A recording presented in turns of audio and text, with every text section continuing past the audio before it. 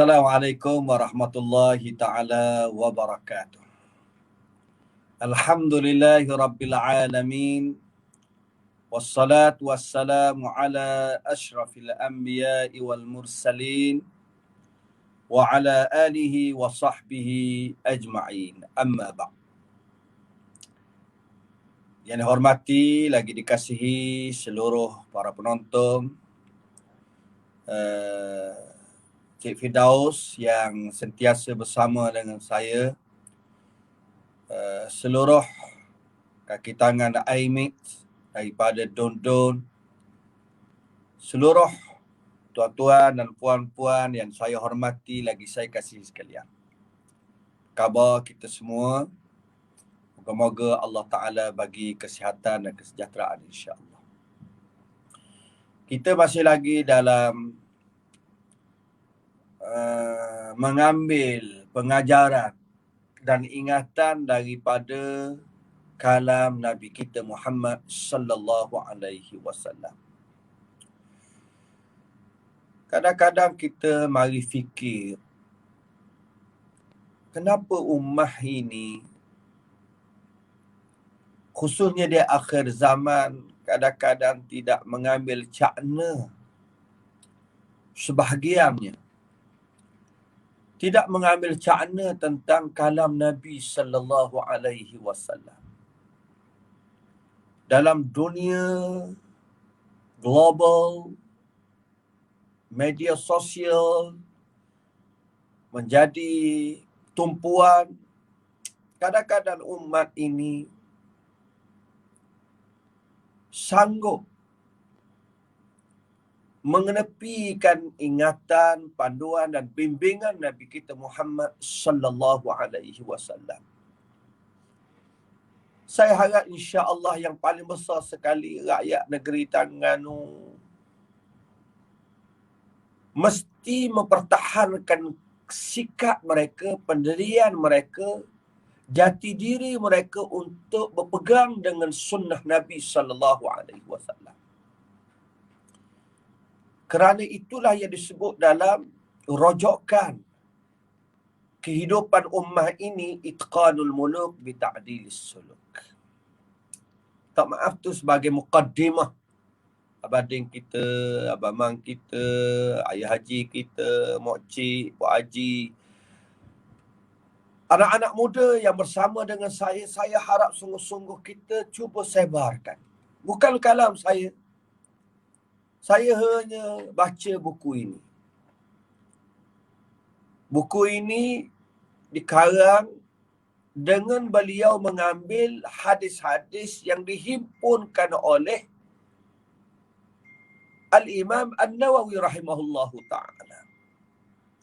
Bahkan beliau mengambil tajuk pun, tajuk daripada kitab Riyadhus Salihin. Dalam ni kita akan bincang tajuk yang dimuatkan dalam Riyadhus Salihin. Beliau letak dalam kitab dia ni sebagai zaidus sairin, sebagai bekalan orang yang berjalan di atas dunia ini mendapat redha Allah. Bab tahrimil kadhib, bab yang menyatakan tentang pengharaman bohong.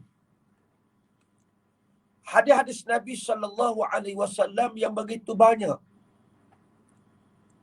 yang membicarakan tentang penghinaan, sifat terkutuk bohong ini, balasan hukumannya. Malam ni kita ambil satu je, iaitu apa yang disebut oleh Abdullah bin Amr bin As radhiyallahu ta'ala anhuma, anna an-nabiy sallallahu alaihi wasallam qala arba'un man kunna fihi kana munafiqan khalisa wa man kana fihi khaslatun minhunna كانت فيه خصلة من النفاق حتى يدعها إذا اؤتمن خان وإذا حدث كذب وإذا عاهد غدر وإذا خاصم فجر. muttafaqun alaih. Kata Nabi sallallahu alaihi wasallam, 4 perangai, 4 sifat. Sesiapa yang ada padanya 4 sifat ini, dia adalah seorang munafik yang sangat teruk, yang sangat dahsyat. Dan sesiapa yang ada padanya satu daripada 4 sifat ini, ada padanya satu sifat daripada sifat munafik sehingga ia meninggalkannya. Yang pertama, apabila diberi amanah, dia khianat. Yang kedua, apabila dia bercakap, dia berbohong. Apabila dia berkata-kata, dia berbohong. Apabila dia menyampaikan sesuatu perkataan, dia berbohong. Yang ketiga, apabila dia mengadakan perjanjian, dia ghadara, dia mengkhianatinya, dia memungkirinya. Apabila dia bertelingkah, dia berbalah, fajara, dia sangat jahat, dia sangat bersikap melampau di dalam perbalahannya. Perbincangan hadis Nabi sallallahu alaihi wasallam yang kita belajar pada malam ini adalah satu pengajian yang besar maknanya. Yang pertama, Nabi sallallahu alaihi wasallam nak mengingatkan kepada kita tentang satu sifat yang boleh merosakkan masyarakat, yang boleh merosakkan diri seseorang, bukan sahaja di dunia tetapi di akhirat, iaitu penyakit nifaq. Penyakit nifaq. Apa maksud nifaq pada sudut syarak? Nifaq maknanya menzahirkan kebaikan, menyembunyikan keburukan. Sama ada menzahirkan Islamnya yang baik, menyembunyikan kekufuran, nifaqnya, syiriknya di dalam hati.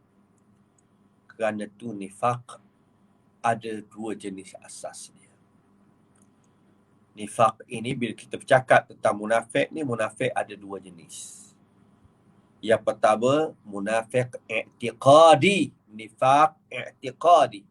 Nifaq yang bahar besar, nifaq yang sangat buruk, yang sangat dahsyat, yang akan membuatkan tuan yang memiliki penyakit ini kekal di dalam neraka selama-lamanya, dan bahkan dia akan berada di dasar neraka yang paling teruk, paling jahat, paling buruk, paling busuk, paling dahsyat. Iaitu orang yang menzahirkan keimanan, menyembunyikan kekafirannya. Seperti Abdullah bin Ubay bin Salul. Ramai golongan orientalis barat yang masuk Islam, tujuan dia bukan nak masuk Islam sungguh, tetapi nak mengelirukan Islam, nak memutarbelikkan Islam, nak mencemarkan Islam. Seperti Abdullah bin Ubay bin Salul. Yang kedua, munafiq amali ataupun nifaq amali. Dia orang Islam, dia orang yang beriman, tetapi ada perangai munafik. Inilah yang disebut dalam hadis Nabi sallallahu alaihi wasallam. Oleh kerana itu jangan kita terlalu gopoh. Kalau ada kawan-kawan kita, kalau ada teman-teman kita yang berbohong, kita terus berkata, awak ni munafik, ni ahli neraka. Jangan. Kerana dia bukan keluar daripada Islam. Kemungkinan dia mukmin, dia Muslim, tetapi dia ada penyakit pada sudut amalannya. Amalannya, tindakannya, perangainya ada perangai munafik. perangai yang buruk. Macam orang Islam lah. Kadang-kadang orang Islam, dia beriman pada Allah. Tapi berpakaian macam orang kafir. Tak? Berpakaian tak tutup aurat. Kalau perempuan, rambut dia macam orang yang tidak beriman kepada Allah. Perangai. Itu bukan makna dia kafir. Tapi dia ada perangai orang kafir. Demikian juga ada amalan-amalan munafik. Dosa. Ini adalah satu perangai yang dosa. Dan orang ini ada perangai sifat yang asas yang disebut dalam hadis Nabi 5 perkara. Yang pertama, bila dia bercakap dengan sesuatu percakapan yang membuatkan orang mempercayainya, membenarkannya, sedangkan dia berbohong. Dia menulis sesuatu yang membuatkan orang mempercayainya, sedangkan dia menulis dengan kata-kata yang penuh pembohongan. Ini yang pertama. Yang kedua, wa idza wa'ada akhlafa. Bila dia berjanji, dia mungkir janji. Dua jenis. Yang pertama, orang yang berjanji dan memang dia niat untuk tidak menepati janjinya. Yang kedua, orang yang berjanji tiba-tiba apabila sampai masanya, tiba masanya yang sepatutnya dia tepati, tapi dia tidak tunaikan janjinya. Kedua-dua ni sama perangai sifat munafik pada sudut amalannya. Kafir ke dia? Tidak. Dia ada amalan munafik. Dia melakukan dosa yang mesti dia bertaubat kepada Allah. Yang ketiga, idza khasama fajara. Bila dia bertelingkah, bila dia berbalah, bila dia berdebat, bila dia berhujah, fajara. Dia sanggup melampaui, dia sanggup melanggari batas-batas, sanggup keluar daripada kebenaran, sanggup mengubah yang benar menjadi batil, sanggup kekal di atas kebatilannya. Bahkan dia mengajak manusia dengan pembohongannya. Ini maksud orang yang bertelingkah, orang yang berbalah. Fajara, sanggup melakukan kejahatan.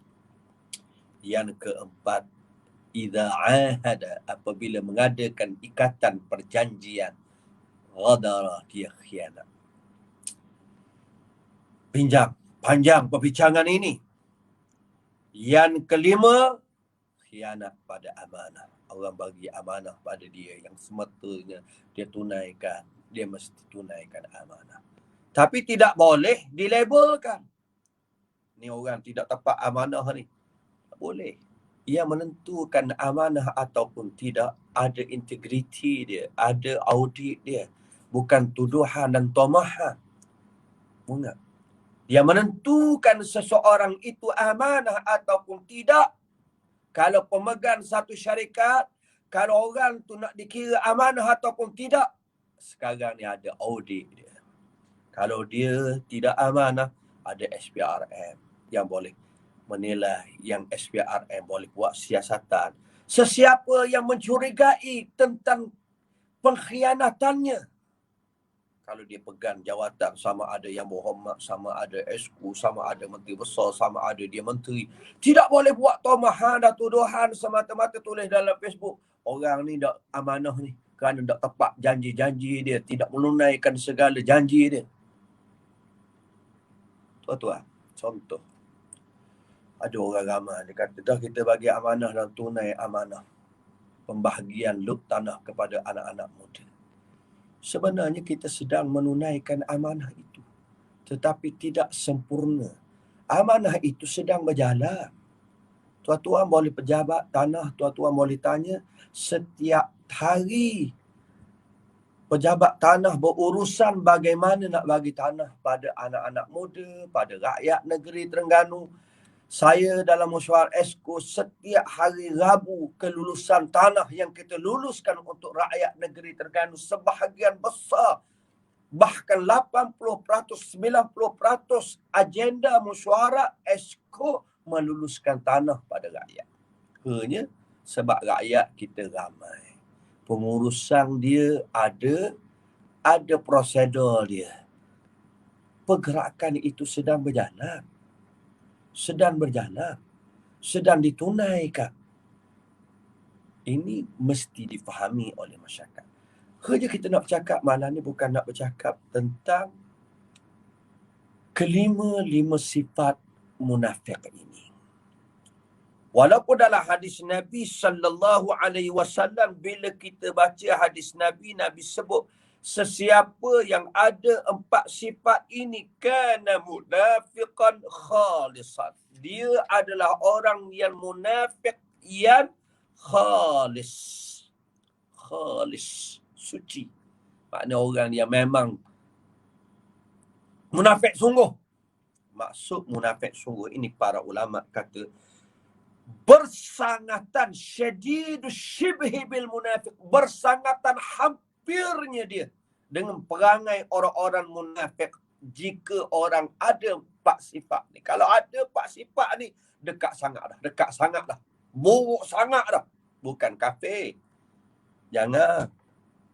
Jangan kita memahami hadis Nabi mengikut kepala otak kita. Mesti ikut apa yang disyarahkan oleh para ulama. Adapun sesiapa yang ada salah satu daripadanya ada perangai munafik. Sebab tu kita sebut tadi bahawa munafik amalan. Ini disebut oleh Nabi sallallahu alaihi wasallam. Yang ketiga yang kita nak tumpu dalam hadis Nabi sallallahu alaihi wasallam ini, jangan kita memiliki kedua-dua sifat munafik ini. Walaupun berbeza keadaan dia. Yang pertama munafik i'tiqad, munafik pada sudut pegangan keyakinannya, kerana di dalam hati memang dia kufur kepada Allah, dia syirik kepada Allah, dia ingkar kepada Allah, dia menolak Islam. Ini golongan yang telah terkeluar daripada agama, akan membatalkan segala amalan yang baik, walaupun dia sembahyang, walaupun dia bersedekah, kerana berbeza dalamannya dengan luarannya, berbeza batinnya dengan zahirnya, berbeza hatinya yang syirik dan kafir dengan zahirnya kelihatan Islam. Orang ini dia akan kekal dalam neraka jika dia mati atas kekafiran hatinya. Dia tidak termasuk di kalangan kelompok orang yang beriman kepada Allah, melainkan dia bertaubat kepada Allah. Ghalibnya golongan ini sukar untuk dia kembali bertaubat, kerana golongan ini sangat teruk penyakitnya.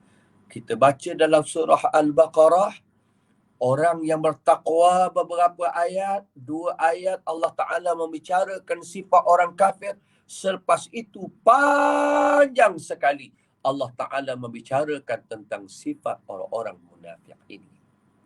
Ini munafik besar, munafik i'tiqad. Yang kedua munafik asghar, munafik yang kecil, munafik amalan, tidak terkeluar daripada agama. Perbezaan batin dan luarannya, perbezaan hati dan zahirnya pada sudut amalannya. Hati dia percaya pada Allah. Kalau kita tanya awak ni perangai suka bohong sangat, tipu, pelawak kerja. Orang beri amanah masuk pejabat, sepatutnya kerja pejabat. Walaupun kita duduk dalam PKP, walaupun kita lockdown, sepatutnya bekerja daripada rumah. Boleh buat kerja daripada rumah, tapi tak boleh buat kerja daripada rumah. Suruh buat poster, sepatutnya siap hari ni, tak boleh siap. Sepatutnya duduk rumah lagi mudah cepat siap. Sebab duduk rumah. Bukan tidur rumah, bekerja daripada rumah. Ini bahaya. Ada sifat bila bertelingkah, bila berbalah, dia sanggup melakukan kejahatan, keburukan, pengkhianatan. Memang dia ni tak tepat janji semua. Janji pukul 3, memang pukul 6 baru sampai. Janji nak bayar hutang besok, bukan besok tak bayar. Sebulan akan datang tak bayar lagi. Ini jenis golongan yang ada sifat munafik macam ni. Dia munafik pada sudut amalan. Hati dia kalau kita tanya, mu ni percaya ke Tuhan tak? Percaya. Percaya ke neraka tak? Percaya. Percaya kepada Nabi tak? Percaya. Percaya. Ini tidak membuatkan orang ni keluar daripada agama. Orang ini masih lagi dalam kelompok orang Islam, orang yang beriman kepada Allah Subhanahu wa ta'ala. Inilah pendapat yang sahih yang disebut oleh para ulama. Tapi virus yang membimbangkan kita bila zaman teknologi yang ada pada hari ni abang kita, abang mang kita, Pak cik minum ayo teh kita. Maklum, zaman sekarang ni zaman manusia sanggup hidup dengan virus yang saya sebut ini. Dia takut dengan virus COVID. Dia takut dengan penyakit-penyakit yang boleh merosakkan tubuh yang... Tetapi mereka kadang-kadang sanggup bergelombang dengan penyakit yang buruk ini. Iaitu bohong. Bohong dalam tulisannya. Bohong dalam copy paste-nya. Bohong dalam ulasannya. Bohong dalam perkataannya.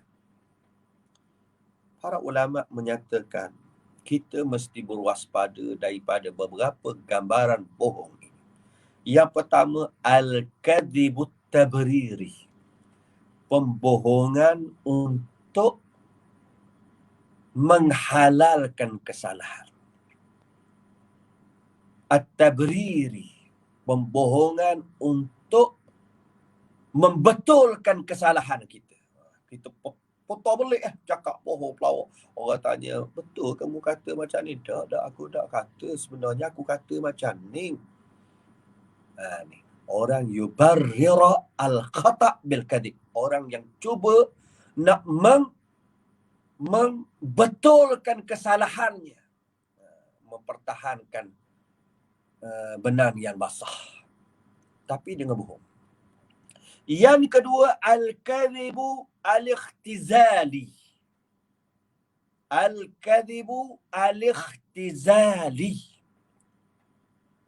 Pembohongan dengan meninggalkan setengah percakapan dengan sengaja dan dia mengeluarkan percakapan yang tidak lengkap sehingga dia menyeleweng dan mengubah dan memesongkan kebenaran. Ada banyak. Ada banyak ni. Ayat teh kita. Anak-anak muda. Man. Banyak hari ni. Orang tulis sampai 300 perkataan yang dia ambil tajuk dia. Dia pusing tajuk.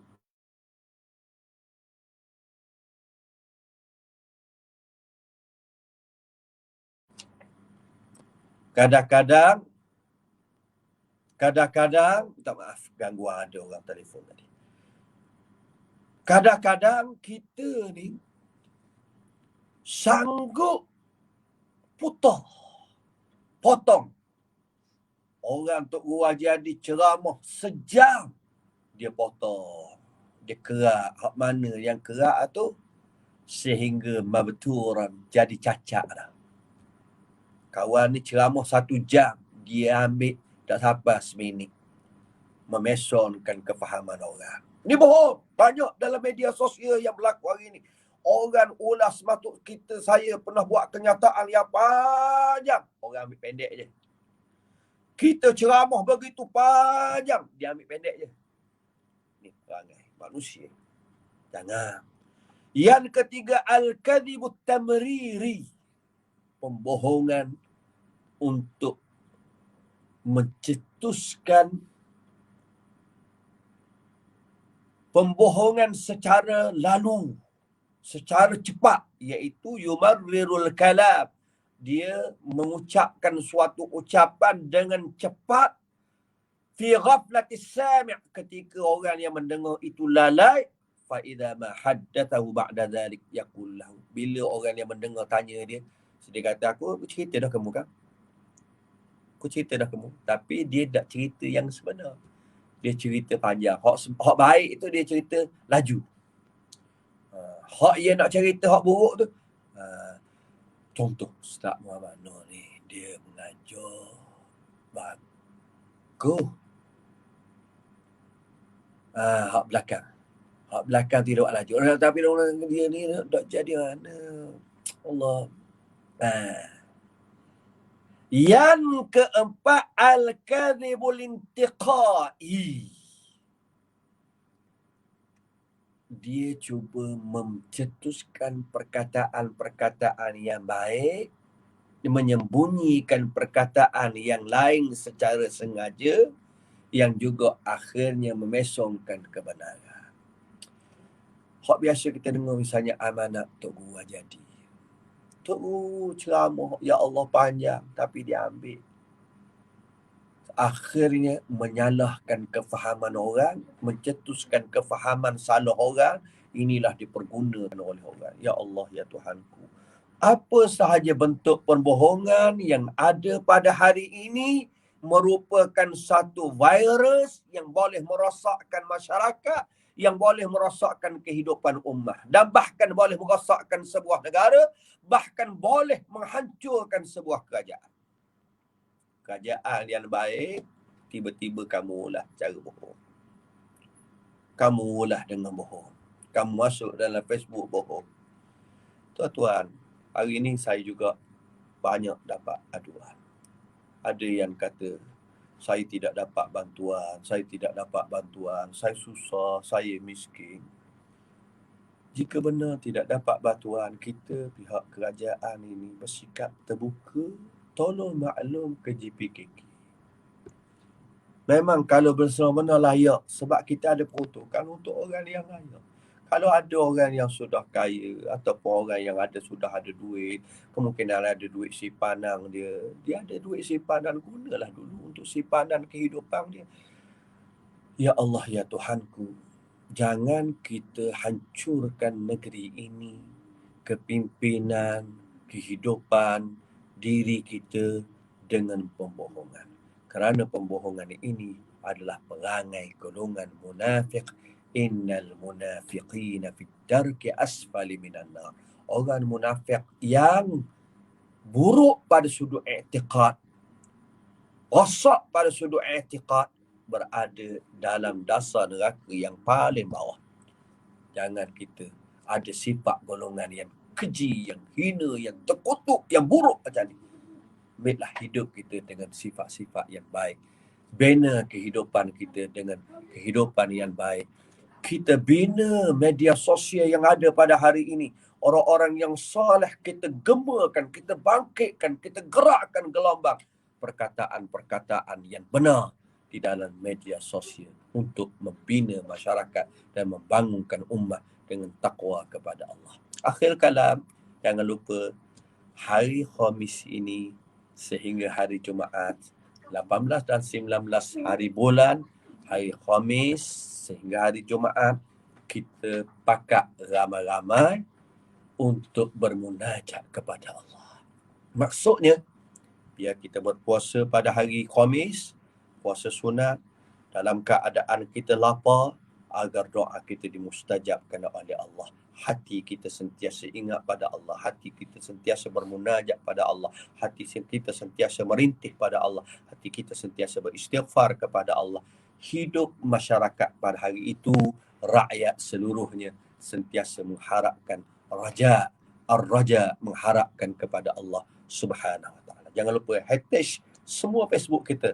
Agar yang ada pada malam ini, tulis dalam setiap wall ataupun dinding-dinding Facebook kita masing-masing, tulis kita sempurnakan munajat rakyat Terengganu hari Khamis ini, puasa, dan sama-sama untuk kita menghayati munajat ini insya-Allah, agar Allah Ta'ala mengangkat wabak ini dan Allah Ta'ala menyelamatkan kita daripada segala sifat yang buruk. Wassalamualaikum warahmatullahi ta'ala wabarakatuh. Terima kasih Cik Firdaus, ayah long kita, abah teh kita, tuan-tuan haji, pokcik, mokcik. Wassalamualaikum warahmatullahi wabarakatuh.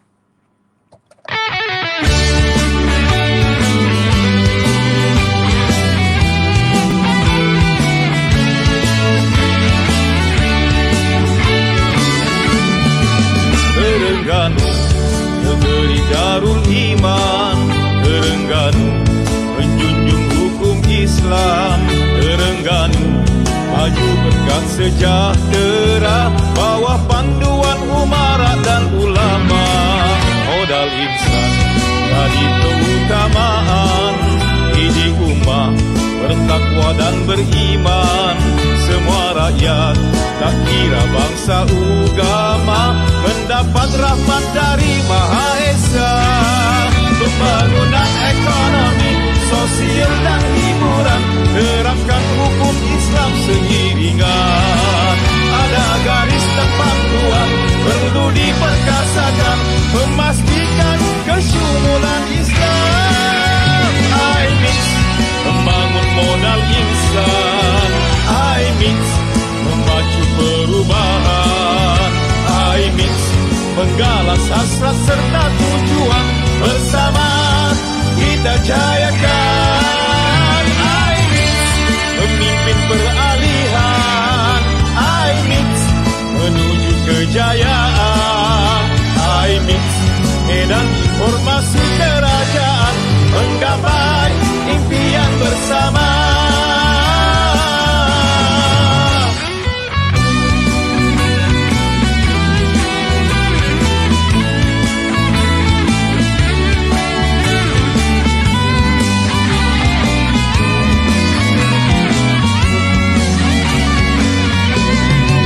Pembangunan ekonomi, sosial dan hiburan, terapkan hukum Islam seiringan.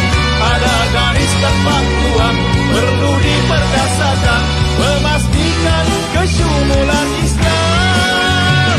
IMIX membangun modal insan, IMIX memacu perubahan, IMIX menggalas hasrat serta tujuan, bersama kita jayakan. IMIX mimpin peralihan, IMIX menuju kejayaan. IMIX medan informasi kerajaan, menggapai impian bersama. Menggapai impian bersama. Terengganu maju berkat sejahtera, Terengganu maju berkat sejahtera.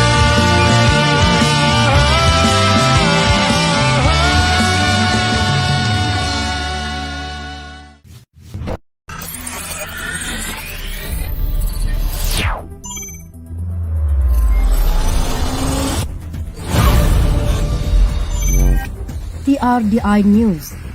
Cari Play Store atau App Store. Buat carian TRDI News.